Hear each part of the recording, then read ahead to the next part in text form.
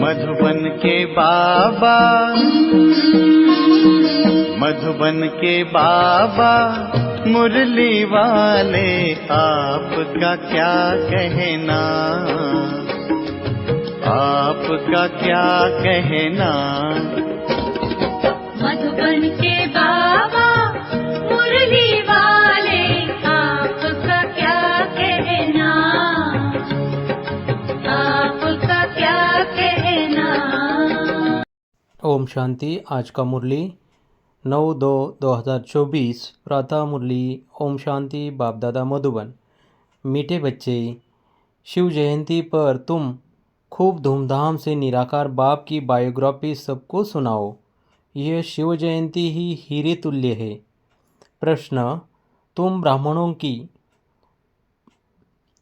ब्राह्मणों की सच्ची दिवाली कब है और कैसे?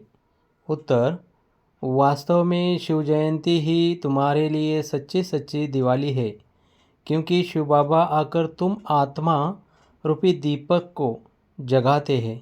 हर एक के घर का दीप जलता है, अर्थात आत्मा की ज्योति जगती है।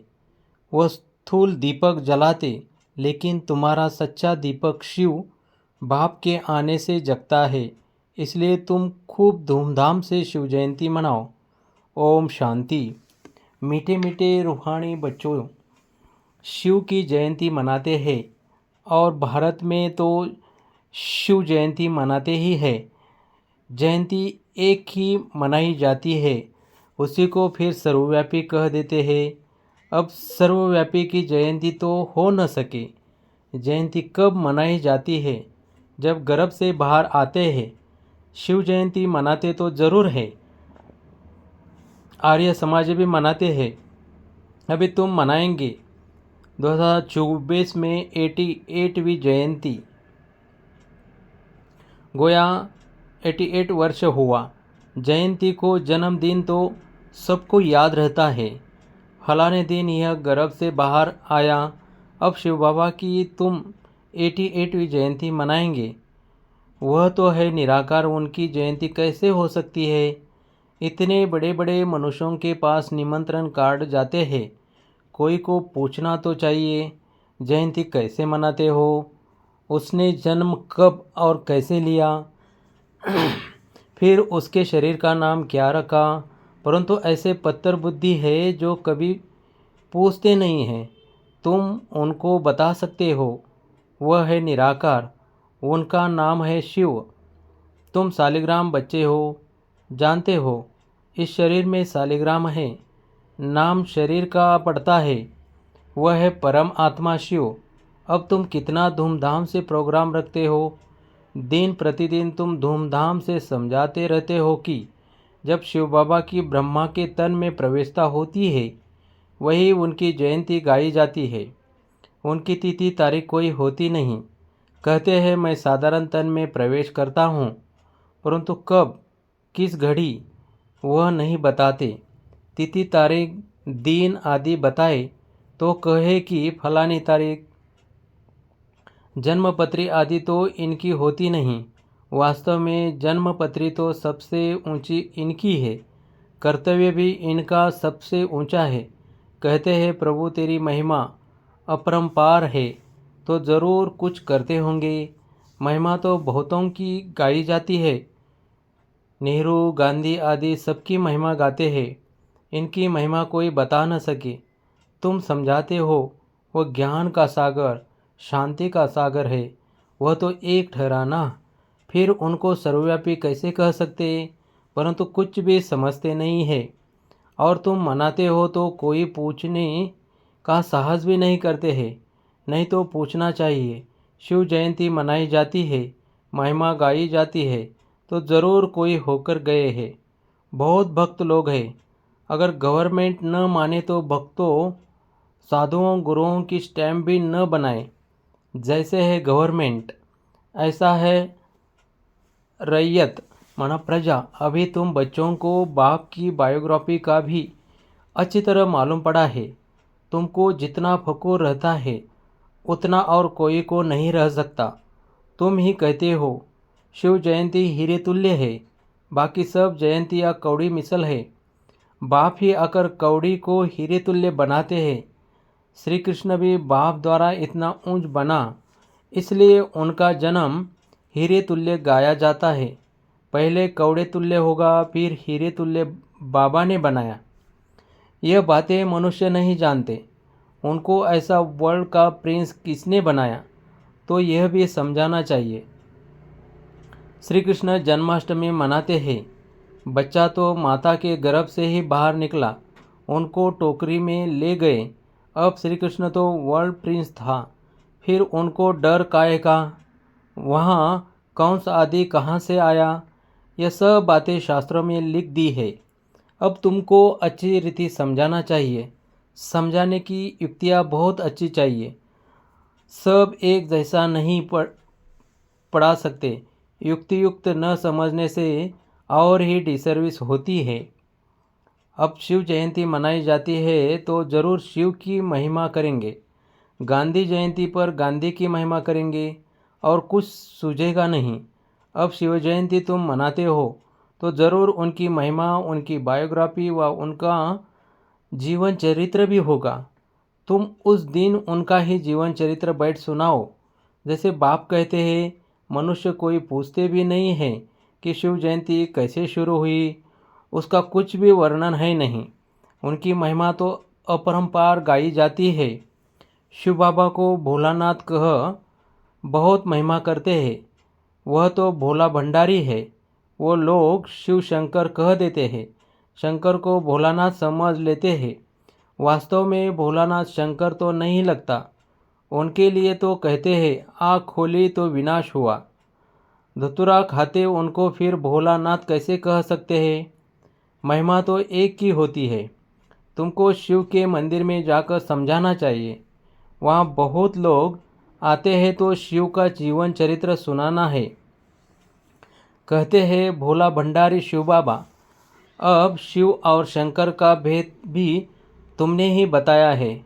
शिव की पूजा होती है शिव के मंदिर में, तो वहाँ जाकर तुमको शिव की जीवन कहानी बतानी है। जीवन कहानी अक्षर सुनकर कोई का माता ही चकित हो जाएगा कि शिव की जीवन कहानी कैसे मनाएंगे। तो मनुष्य वंडरफुल बात समझ बहुत आएंगे। बोलो निमंत्रण पर जो आएंगे उनको हम निराकार परमपिता परमात्मा की जीवन कहानी बताएंगे।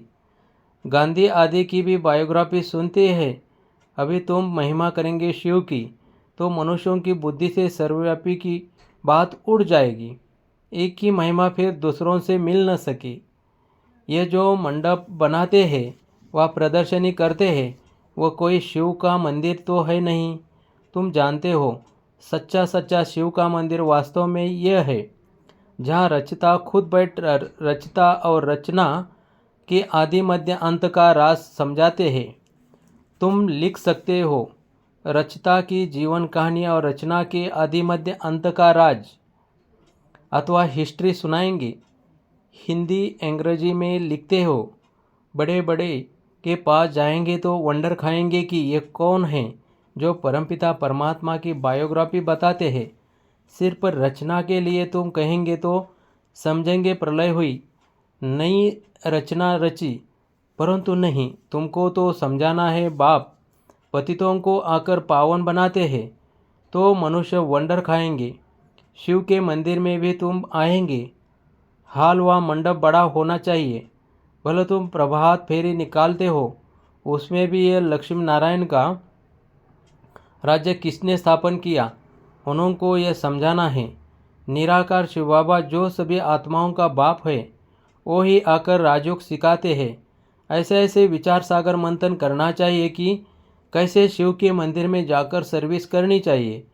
शिव के मंदिर में सवेरे पूजा करते हैं, घंटे आदि भी सवेरे बजते हैं। शिव बाबा भी प्रभात के समय आते हैं, आधी रात नहीं कहेंगे। उस समय तुम ज्ञान भी नहीं सुना सकते हो, क्योंकि मनुष्य सोए रहते हैं। रात को फिर भी मनुष्यों को फुर्सत होती है, बत्तियाँ आदि भी जलती है, रोशनी भी अच्छी करनी चाहिए। शिव बाबा आकर तुम आत्माओं को जगाते हैं। सच्ची दीपावली तो यह है, हर एक के घर का दीप जलता है, यानी आत्मा की ज्योति जगती है। वह तो घर में स्थूल दीपक जलाते हैं, परंतु दीपावली का वास्तव में अर्थ यह है, कोई कोई का दीपक तो बिल्कुल जगता नहीं। तुम जानते हो हमारा दीपक कैसे जगता है। कोई मरता है तो दीवा जलाते हैं कि अंधियारा न हो, परंतु पहले तो आत्मा का दीपक जगे, तब अंधियारा न हो। नहीं तो मनुष्य घोर अंधियारे में है। आत्मा तो सेकंड में एक शरीर छोड़ दूसरा लेती है। अंधियारे आदि की इसमें बात ही नहीं। यह भक्ति मार्ग की रस्म है। घृत खलास होने से दीवा बुझ जाता है। अंधियारे का भी अर्थ कुछ समझते नहीं है। पितृ आदि खिलाने का भी अर्थ नहीं समझते हैं। आगे आत्माओं को बुलाते थे, कुछ पूछते थे, अभी इतना नहीं चलता है। यहाँ भी आते हैं, कोई कोई समय कुछ बोल देते हैं। बोलो तुम सुखी हो तो कहेंगे हाँ जी। सो तो ज़रूर यहाँ से जो जाएंगे अच्छे घर में ही जन्म लेंगे। जन्म जरूर अज्ञानी के घर में लेंगे। ज्ञानी के घर में तो जन्म ले नहीं सकते, क्योंकि ज्ञानी ब्राह्मण तो विकार में जा नहीं सकता, वह तो पवित्र है। बाकी हाँ, अच्छे सुखी घर में जाकर जन्म लेंगे। विवेक भी कहता है, जैसी अवस्था वैसा जन्म। फिर वहाँ अपना जलवा दिखाते हैं। भला शरीर छोटा है इसलिए बोल न सके, थोड़ा बड़ा होने से ज्ञान का जलवा दिखाएंगे ज़रूर। जैसे कोई कोई शास्त्रों के संस्कार ले जाते हैं तो छोटेपन में ही उसमें लग जाते हैं। यहाँ से भी नॉलेज ले जाते हैं तो ज़रूर महिमा निकलेगी। तुम शिव जयंती मनाते हो, वह लोग कुछ अर्थ नहीं समझ सकते हैं। पूछना चाहिए, अगर वह सर्वव्यापी है तो जयंती कैसे मनाएंगे। अब तुम बच्चे पढ़ रहे हो, तुम जानते हो वह बाप भी है, टीचर भी है, सदगुरु भी है। बाबा ने समझाया है। सिख लोग भी कहते हैं सत श्री अकाल है। अब वास्तव में अकाल मूर्त तो सब आत्माएं हैं, परंतु एक शरीर छोड़ दूसरा लेते हैं, इसलिए जन्म मरण कहाँ जाता है। आत्मा तो वही है। आत्मा 84 जन्म लेती है। कल्प जब पूरा होता है तो खुद ही आकर बताते हैं कि मैं कौन हूँ, मैं कैसे इनमें प्रवेश करता हूँ, जिससे तुम आप ही समझ जाते हो। पहले नहीं समझते थे। हाँ, परमात्मा की प्रवेशता है, परंतु कैसे, कब हुई, कुछ भी समझते थोड़े थे। दिन प्रतिदिन तुम्हारी बुद्धि में यह बातें आती रहती है। नई नई बातें तुम सुनते रहते हो। आगे थोड़े दो बाप का राज समझाते थे। आगे तो जैसे बेबियाँ थी, अभी भी बहुत कहते हैं, बाबा हम 2 दिन का आपका बच्चा हूँ, इतने दिन का बच्चा हूँ। समझते हैं जो कुछ होता है कल्प पहले मिसल। इसमें बड़ी नॉलेज है, समझने में भी समय लगता है। जन्म ले फिर मर भी पड़ते हैं। 2 मास 8 मास का हो मर भी पड़ते हैं। तुम्हारे पास आते हैं, कहते हैं यह राइट है, वह हमारा बाप है, हम उनकी संतान हैं। हाँ हाँ कहते हैं। बच्चे लिखते भी हैं, बहुत प्रभावित हो जाते हैं। फिर बाहर गया खलास, मर पड़ा, फिर आते ही नहीं है तो क्या होगा।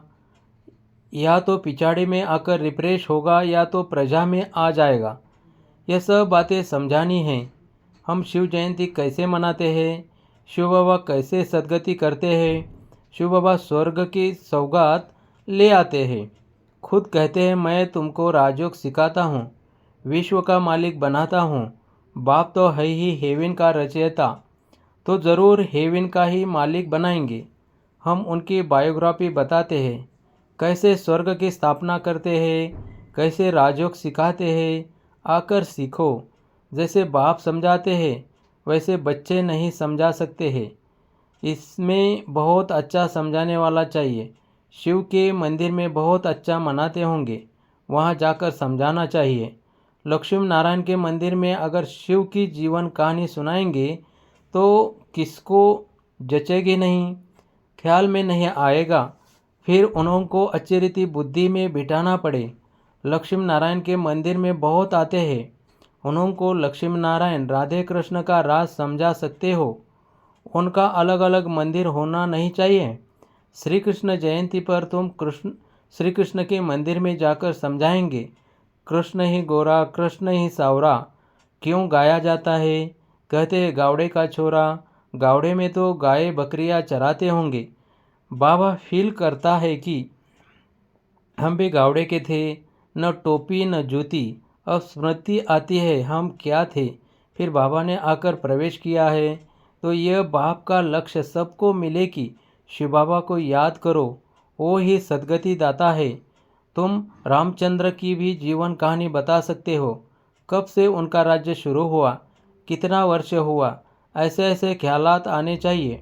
शिव के मंदिर में शिव की बायोग्राफी सुनानी पड़े, लक्ष्मी नारायण के मंदिर में लक्ष्मी नारायण की महिमा करनी पड़े, राम के मंदिर में जाएंगे तो राम की जीवन कहानी सुनाएंगे।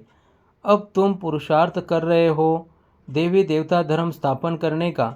हिंदू धर्म तो कोई ने स्थापन नहीं किया है, बाकी हिंदू कोई धर्म नहीं है।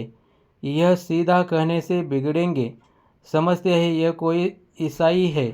तुम बोलो हम आदि सनातन देवी देवता धर्म के हैं, जिसको आजकल हिंदू कह दिया है। अच्छा, मीठे मीठे सिकिलदे बच्चों प्रति माता पिता बाप दादा का याद प्यार और गुड मॉर्निंग।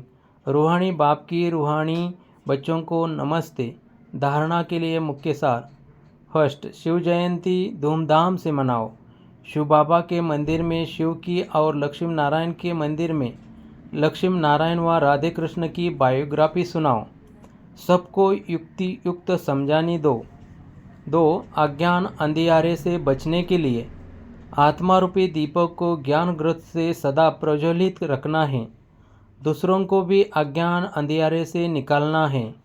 वरदान, सर्व खजानों से संपन्न बन, निरंतर सेवा करने वाले अखूट अखंड महादानी भव। बाप दादा ने संगम युग पर सभी बच्चों को अटल अखंड का वरदान दिया है। जो इस वरदान को जीवन में धारण कर अखंड महादानी अर्थात निरंतर सह सेवाधारी बनते हैं, वह नंबर 1 बन जाते हैं। द्वापर से भक्त आत्माएं भी दानी बनती है, लेकिन अकूट खजानों के दानी नहीं बन सकती। विनाशी खजाने व वस्तु के दानी बनते हैं, लेकिन आप दाता के बच्चे जो सर्व खजानों से संपन्न हो, वह एक सेकंड भी दान देने के बिना रह नहीं सकते। स्लोगन, अंदर की सच्चाई सफाई प्रत्यक्ष तब होती है जब स्वभाव में सरलता हो। ओम शांति, ओम शांति।